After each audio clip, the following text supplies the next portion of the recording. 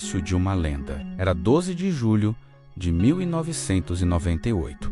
O Stade de France explodia em júbilo enquanto um homem careca, de olhar sereno e movimentos hipnóticos, acabara de cabecear seu segundo gol na final da Copa do Mundo. Zinedine Zidane, o filho de imigrantes argelinos, criado nos bairros pobres de Marselha, havia acabado de coroar a França campeã mundial em seu próprio país. Mas como aquele menino que jogava bola nas ruas poeirentas de La Castellana, tornou-se o maestro que conduziria a seleção francesa ao topo do mundo. A história de Zidane começa longe dos gramados iluminados dos grandes estádios. Nascido em 23 de junho de 1972, em Marselha, e assim como era chamado pela família, menos cresceu em um apartamento minúsculo no conjunto habitacional de La Castellana, um dos bairros mais difíceis da cidade portuária francesa. Seu pai, S.M.A.L., trabalhava como vigilante noturno em uma loja de departamentos, enquanto sua mãe, Malika, cuidava dos 5 filhos. O dinheiro era escasso, mas o amor ao futebol era abundante. Nas praças e ruas estreitas do bairro, o pequeno Zinedine passava horas infinitas chutando qualquer coisa que rolasse menos bolas de futebol quando havia, latas amassadas quando não. Era ali, naquele concreto irregular e entre prédios desbotados, que nascia o toque mágico que o mundo viria a conhecer. Seus irmãos mais velhos logo perceberam que Yassi tinha algo especial. Não era apenas habilidade técnica, era a forma como ele enxergava o jogo, como se o tempo desacelerasse quando a bola chegava. Aos 10 anos, Zidane foi descoberto por Jean Varaldi, olheiro do Ascanes, durante um torneio juvenil. Varaldi viu no garoto tímido e magricela uma elegância rara, um controle de bola que parecia desafiar as leis da física. Esse menino será craque, disse aos colegas, mas convencer a família não seria fácil. S.M.A.L. e Malika temiam que o filho abandonasse os estudos por um sonho incerto. Após longas conversas de que Zinedine continuaria na escola, a família concordou. Em 1983, com apenas 11 anos, Zidane deixou Marselha rumo a Cannes, a 175 quilômetros de distância. Foi a primeira grande separação da família, e a saudade doía como um machucado que não cicatrizava. Mas o futebol era seu refúgio, sua linguagem universal. No centro de treinamento do Cannes, o jovem Argelino Franks começou a moldar seu estilo único. Dribles desconcertantes, passes milimétricos, visão de jogo privilegiada. Seus treinadores ficavam fascinados com a capacidade do garoto de pensar 3 jogadas à frente dos adversários. Durante 6 anos, Zidane amadureceu nas categorias de base do Cannes. Seu corpo franzino foi ganhando músculos. Sua timidez transformou-se em confiança discreta, e seu talento natural foi lapidado com disciplina e dedicação. Em 18 de maio de 1989, aos 16 anos, Zinedine Zidane fez sua estreia profissional pelo Ascanes em uma partida contra o Nantes. Entrou no segundo tempo e, embora sua equipe tenha perdido por 2-1, o jovem meia-atacante mostrou o lampejo gênio que habitava nele. Nas 3 temporadas seguintes, no Cannes, Zidane estabeleceu-se como uma das maiores promessas do futebol francês. Seu número 10 azul e branco começou a atrair olheiros dos grandes clubes. Ele não era o jogador mais rápido, nem o mais forte fisicamente, mas possuía algo que não se ensina em nenhum manual tático: a capacidade de fazer o difícil parecer simples, um controle de bola impossível, uma virada de que deixava 3 marcadores para trás, um passe que rasgava defesas inteiras, tudo executado com uma calma desconcertante, como se estivesse jogando sozinho em La Castellana novamente. Em 1992, o Girondins de Bordeaux, um dos clubes tradicionais da França, decidiu investir no talento de 20 anos. A transferência marcou o início da transformação de Zidane de promessa em realidade. Em Bordeaux, sob o comando do técnico Roland Courbis, floresceu completamente. Sua elegância no meio-campo tornou-se a marca registrada de uma equipe competitiva que disputava títulos. Foi ali que Zidane aprendeu a carregar o peso da responsabilidade, a ser o jogador decisivo nos momentos cruciais. Durante 4 temporadas, vestindo a camisa grená do Bordeaux, Zidane colecionou atuações memoráveis e conquistou seu espaço na elite do futebol francês. Sua reputação crescia a cada partida e não demorou para que a seleção francesa batesse a porta. A consagração e o salto para a elite em 17 de agosto de 1994, Zinedine Zidane vestiu pela primeira vez a camisa azul da seleção francesa. O jogo era um amistoso contra a República Tcheca e o jovem, de 22 anos, entrou no segundo tempo para substituir Corentin Martins. Foram apenas 30 minutos em campo, mas suficientes para o técnico Aimé Jacquet perceber que tinha em mãos um talento diferenciado. A França venceu por 2-0 e Zidane marcou ambos os gols em sua estreia. Era o prenúncio do que estava por vir, mas o caminho até a glória não seria linear. A Copa do Mundo de 1998, na França, estava no horizonte e Jacquet tinha a missão de montar uma seleção competitiva após o fracasso em não se classificar para o Mundial de 1994. Zidane tornou-se peça fundamental desse projeto. Em Bordeaux, sua maturidade como jogador atingia níveis impressionantes. Na temporada 1995-96, ele liderou o clube à final da Copa da UEFA, onde enfrentaria o Bayern de Munique em uma emocionante decisão de 2 jogos. A final da Copa da UEFA foi o palco onde Zidane anunciou-se definitivamente para a Europa. No jogo de ida em Bordeaux, ele comandou o meio-campo com uma autoridade que deixou os alemães perplexos. Bordeaux venceu por 2-0, com Zidane sendo o cérebro de todas as jogadas ofensivas. Na volta, em Munique, o Bayern venceu por 3-1, conquistando o título no agregado de 5-1 nos 2 jogos. Apesar da derrota, a performance de Zidane não passou despercebida pelos gigantes europeus. Seu nome estava em todas as listas de transferências dos maiores clubes do continente. Foi a Juventus, o poderoso clube de Turim, que venceu a corrida por sua contratação. Em julho de 1996, Zidane assinou com a Vecchia Signora por cerca de 32 milhões de euros, uma pechincha que se revelaria um dos melhores negócios da história do futebol italiano. A Juventus vinha de 2 finais consecutivas de Liga dos Campeões e buscava reforçar seu meio-campo. Com Zidane, eles não ganharam apenas um jogador, ganharam um artista ao calço italiano, conhecido por sua rigidez tática e marcação asfixiante.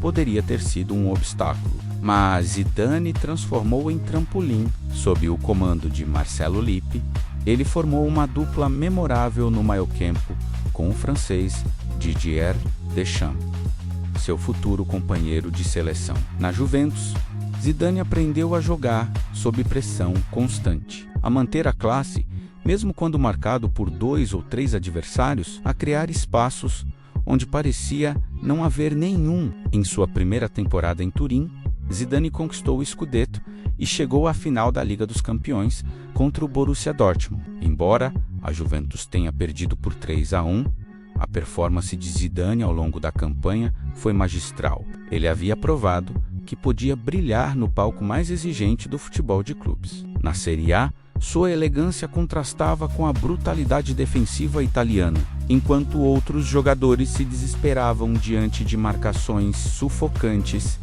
Zidane dançava entre os defensores o segundo Scudetto consecutivo. Mas o início da Copa foi turbulento para Zidane. No segundo jogo da fase de grupos, contra a Arábia Saudita, ele cometeu um erro imperdoável. Pisou propositalmente em um adversário caído e recebeu cartão vermelho direto. A expulsão resultou em suspensão de 2 jogos. E Zidane assistiu impotente do banco enquanto a França avançava às oitavas com uma leveza quase poética. A temporada 1997-98 seria decisiva não apenas para Zidane, mas para toda a França. A Copa do Mundo seria realizada em francês e as expectativas eram enormes. A pressão sobre Les Bleus era sufocante. O país nunca havia conquistado o torneio e jogar em casa amplificava a responsabilidade. Zidane chegou ao Mundial em forma excepcional, vindo de mais uma temporada sólida na Juventus, onde conquistou as quartas de final. As críticas eram ferozes. Muitos questionavam se ele tinha a maturidade emocional para ser o líder daquela seleção nos momentos decisivos. Zidane retornou na semifinal contra a Croácia, no Stade de France. E que retorno! Ele dominou o meio-campo com uma autoridade impressionante, ditando o ritmo do jogo e criando chances constantemente. A França venceu por 2-1, com Zidane sendo eleito o melhor jogador da partida. Estava montado o palco para a final contra o Brasil de Ronaldo, o favorito absoluto do torneio. A glória de 1998 e o auge na Juventus. Amanhã de 12 de julho de 1998, amanheceu tensa em toda a França. O país inteiro paralisou diante da televisão para assistir à final da Copa do Mundo. No Stade de France, 80 mil pessoas aguardavam ansiosamente o apito inicial. Do outro lado, o Brasil, pentacampeão mundial, com Ronaldo, Rivaldo, Roberto Carlos e Cafu, parecia imbatível. Mas algo estranho aconteceu nas horas que antecederam a partida. Ronaldo sofreu uma convulsão e foi cortado da final, gerando confusão e instabilidade na seleção brasileira. Quando a bola rolou, Zidane estava tranquilo, focado, quase em estado de meditação. Aos 27 minutos do primeiro tempo, veio o primeiro gol. Escanteio cobrado por Emmanuel Petit. A bola cruzou a área e lá estava Zidane, subindo mais alto que a defesa brasileira, cabeceando com perfeição no canto de Tafarel. O Stade de France explodiu. Mas Zidane não estava satisfeito. Aos 45 minutos, outro escanteio, mesma história. Zidane antecipou-se a marcação e cabeceou novamente para o fundo das redes. 2-0 para a França no intervalo, com 2 gols do filho de imigrantes argelinos. O segundo tempo foi uma demonstração de controle. A França administrou a vantagem e Emmanuel Petit marcou o terceiro gol nos acréscimos, selando o placar em 3-0. Quando o apito final soou, Zidane caiu de joelhos no gramado emocionado, exausto, realizado. Ele havia levado a França ao topo do mundo. Nas ruas de Paris, Marselha, Lyon e em cada canto do país, milhões de franceses comemoravam histéricos. O garoto de la Castel tornar-se um herói nacional. A celebração foi épica. Mais de 1 milhão de pessoas invadiram os Champs-Élysées para saudar os campeões.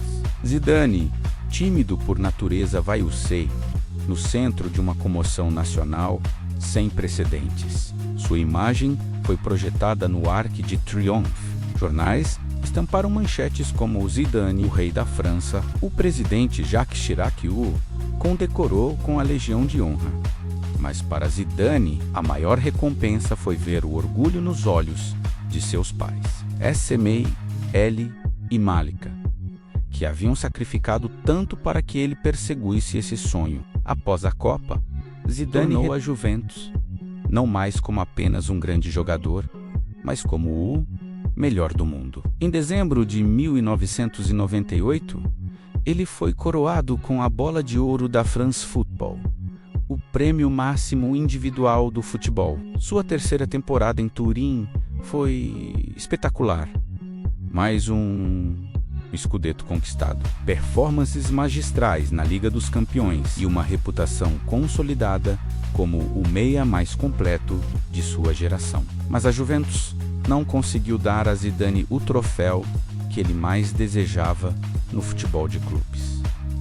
A Liga dos Campeões, em 1998 e 1999, a Vecchia Senhora chegou às finais consecutivas, mas perdeu ambas para o Real Madrid e para o Bayern de Munique, respectivamente. A frustração era enorme, especialmente porque Zidane sempre performava em alto nível nessas competições. A sensação de que faltava esse troféu em seu currículo começou a incomodá-lo. Enquanto isso, a seleção francesa continuava sua trajetória vitoriosa. A Eurocopa de 2000 seria realizada na Bélgica e Holanda, e Les Blues chegavam favoritos, sendo os atuais campeões mundiais.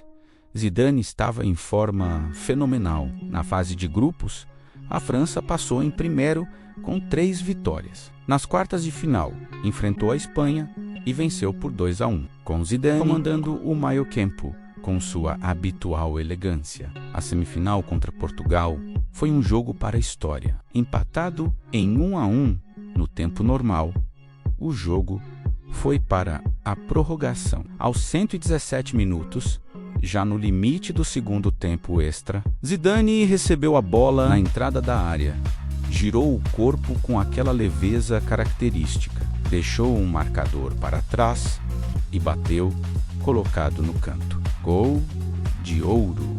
A França estava na final e Zidane havia sido, mais uma vez, o herói nos momentos decisivos. A final contra a Itália em Roterdã seria um dos jogos mais dramáticos da história das Eurocopas. A Itália abriu o placar com Del Vecchio aos 55 minutos e segurou a vantagem até os 49 minutos do segundo tempo, quando Sylvain Wiltord empatou de forma improvável. Na prorrogação, aos 103 minutos, David Trezeguet marcou o gol de ouro que deu o título europeu à França. Zidane foi eleito o melhor jogador do torneio, consolidando ainda mais seu status de lenda viva do futebol. A transferência galáctica e o ápice no Real Madrid, com 2 títulos de seleção Copa do Mundo e Eurocopa, 3 Scudettos pela Juventus e uma bola de ouro no currículo, Zidane estava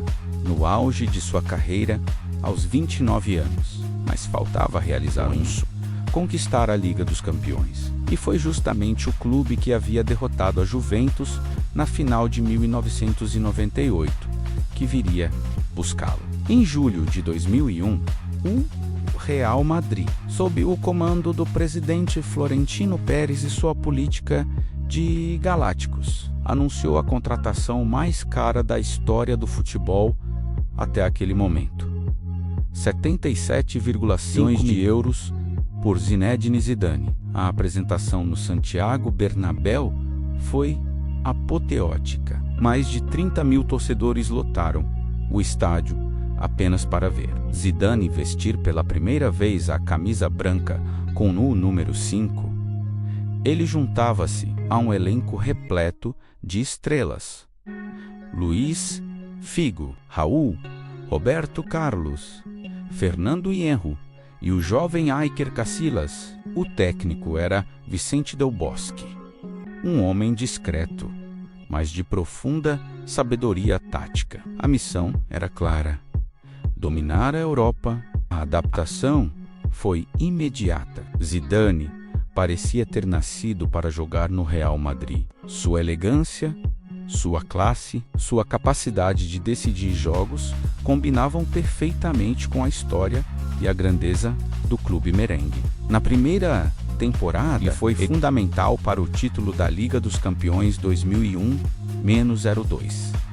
Ao longo da campanha, suas atuações foram consistentes, mas seria na final que Zidane gravaria seu nome na eternidade do futebol. A final da Liga dos Campeões de 2002, em Glasgow, colocou o Real Madrid frente ao Bayer Leverkusen. O jogo estava empatado em 1-1 quando, aos 45 minutos do segundo tempo, veio o momento mágico. Roberto Carlos recebeu na esquerda e cruzou na área. A bola sobrevoou todos os jogadores e caiu na entrada da área, onde Zidane estava posicionado. O que aconteceu a seguir foi pura poesia.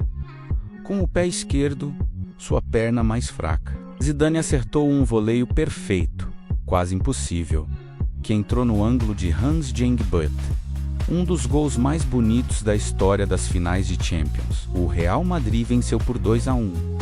E Zidane finalmente tinha seu troféu europeu de clube. Aquela noite em Glasgow consolidou Zidane como um dos maiores jogadores de todos os tempos. Não era apenas a importância do gol, mas a beleza absurda de sua execução. Jogadores passam carreiras inteiras sem acertar um voleio daqueles. Zidane o fez na final da Liga dos Campeões.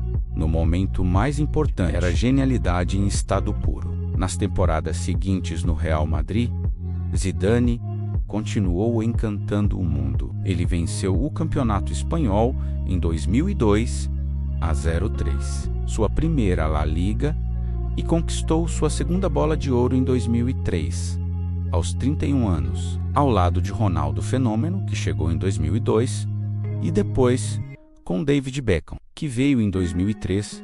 Zidane liderou uma das formações mais talentosas da história do futebol. Os galácticos nem sempre venciam títulos, mas ofereciam um espetáculo inesquecível a cada partida. No entanto, com a seleção francesa, as coisas começaram a complicar-se. A Copa do Mundo de 2002, realizada na Coreia do Sul e Japão, foi um desastre absoluto para os campeões mundiais. A França, que chegava como favorita, foi eliminada ainda na fase de grupo, sem marcar um único gol. Zidane, lesionado, mal conseguiu jogar. Foi uma humilhação coletiva que marcou o fim de uma era dourada. Após a Copa de 2002, Zidane anunciou sua aposentadoria da seleção francesa. Sentia que seu ciclo havia se encerrado e que era hora de dar espaço para a nova geração. Durante 2 anos, ele se dedicou exclusivamente ao Real Madrid, onde continuava brilhando apesar de estar na casa dos 30 anos. Sua leitura de jogo, sua técnica refinada e sua inteligência tática compensavam qualquer perda de velocidade física. Mas em 2004, diante dos fracassos da seleção francesa nas eliminatórias para a Eurocopa, o técnico Jacques Santini e depois Raymond Domenech convenceram Zidane a voltar. O pedido era simples.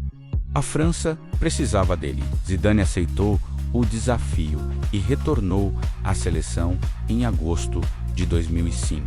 Sua volta foi providencial.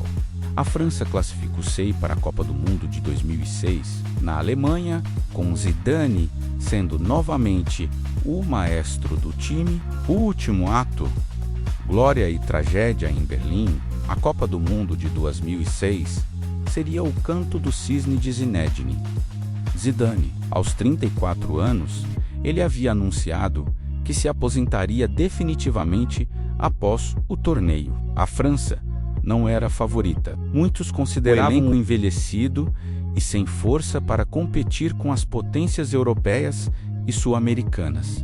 Mas Zidane tinha outros planos. Sua última dança no palco mundial seria memorável, para o bem e para o mal. A campanha francesa começou irregular. Empate sem graça contra a Suíça e Coreia do Sul. Na fase de grupos, fizeram muitos duvidarem, mas nas oitavas de final contra a Espanha, Zidane começou a mostrar seu brilho. Ele comandou a vitória por 3-1 com uma atuação majestosa, lembrando ao mundo por que era considerado um gênio. Nas quartas de final, contra o Brasil favorito de Ronaldinho, Ronaldo e Kaká, Zidane foi simplesmente imperial. A França venceu por 1-0, com Zidane dominando o meio-campo e anulando os astros brasileiros. A semifinal contra Portugal foi outro show. Zidane converteu um pênalti que abriu o placar, e a França venceu por 1-0, garantindo vaga na final. Aos 34 anos, jogando sua última Copa, Zidane estava levando uma França improvável de volta à decisão do Mundial. O adversário seria a Itália, em uma reedição da final da Eurocopa 2000.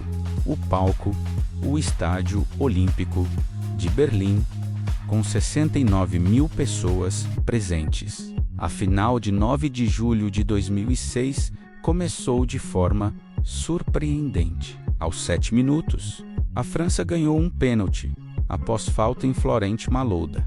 Zidane foi para a cobrança. Em vez do chute tradicional, ele executou um panenka audacioso, uma cavadinha suave que enganou completamente Gianluigi Buffon e morreu no fundo da rede. Era a ousadia de quem não temia nada, de quem já havia conquistado tudo. A França vencia por 1-0 e Zidane estava próximo de encerrar sua carreira com outro título mundial. Mas a Itália reagiu. Aos 19 minutos, após escanteio, Marco Materazzi cabeceou para empatar.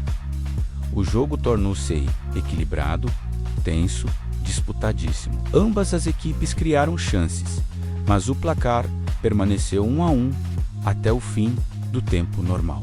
Veio a prorrogação e, com ela, um momento que marcaria para sempre a carreira de Zidane, e não da forma que ele gostaria. 110 minutos do segundo tempo da prorrogação, Zidane e Materazzi trocaram palavras após uma jogada. Ninguém sabe exatamente o que o italiano disse, mas relatos posteriores indicam que foram insultos graves à família de Zidane. O francês afastou-se alguns metros, deu meia volta, correu em direção a Materazzi e acertou-lhe uma cabeçada violenta no peito. O italiano caiu no chão. O árbitro argentino, Horácio Elizondo, após consultar o auxiliar, mostrou o cartão vermelho direto para Zidane. O Estádio Olímpico ficou em choque. Zidane, o capitão, o herói, o melhor jogador daquela Copa, caminhava cabisbaixo em direção ao vestiário, enquanto sua última partida ainda estava acontecendo. Era uma imagem devastadora. O gênio expulso, deixando seus companheiros com um jogador a menos na decisão mais importante. A França resistiu heroicamente até o fim da prorrogação, mas nas penalidades, sem Zidane para cobrar, perdeu por 5-3.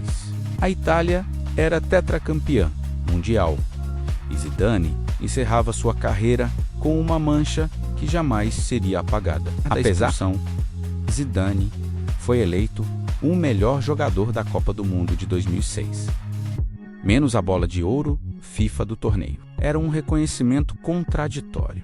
Sua qualidade técnica havia sido indiscutível durante toda a competição, mas seu comportamento na final foi inaceitável. Nos dias seguintes, ele pediu desculpas pela cabeçada, mas disse que não se arrependia, pois as provocações de Materazzi haviam ultrapassado todos os limites. Zidane pendurou as chuteiras oficialmente após aquela final. Sua carreira de jogador terminou de forma agridoce, com talento incontestável, conquistas monumentais e um episódio lamentável que dividiu opiniões pelo mundo. Mas o tempo, como sempre, foi generoso com os verdadeiros gênios. Hoje, quando se fala de Zinedine Zidane, fala-se do meia elegante que conduziu a França a 2 títulos de seleção, do artista que marcou o gol mais bonito de uma final de Champions, do craque que nasceu nas ruas pobres de Marselha e conquistou o mundo com sua magia. Sua trajetória como treinador seria igualmente brilhante. 3 Champions League consecutivas comandando o Real Madrid entre 2016 e 2018, um feito inédito na era moderna. Mas essa é outra história. O jogador Zinedine Zidane deixou um legado imenso. 108 jogos pela seleção francesa, 31 gols, títulos em 3 países diferentes, 2 bolas de ouro e a eternidade garantida entre os maiores de todos os tempos. A cabeçada em Materazzi não define Zidane. Ela é apenas uma nota de rodapé na biografia de um gênio que transformou o futebol em arte.